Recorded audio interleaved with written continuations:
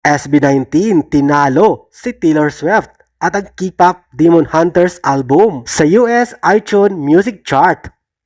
Welcome to my channel, my Showbiz Corner. Viewers, supporters, subscribers. Ito ang patunay o ebidensya o proof na lumalakas ang puwersa, karisma at kasikatan ng ating SB19 sa buong mundo dahil kinakalaban na ng SB19 sina Taylor Swift, Louis Tomlinson at ang pinakasikat ngayon na kanta soundtrack ng K-pop Demon Hunters. Ito nga, top 1 ng ating SB19 sa kanilang pinakabagong kanta o pinakabagong album na Kick-Off Concert Album. Ito ay sa US iTunes Music Chart number 1. Top 1 ang SB19 sa kanilang Kick-Off Concert Album. Congratulations SB19, the King of P-Pop.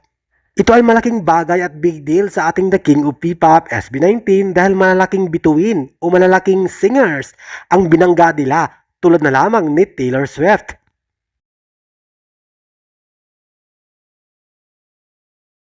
Thank you for watching, guys. See you.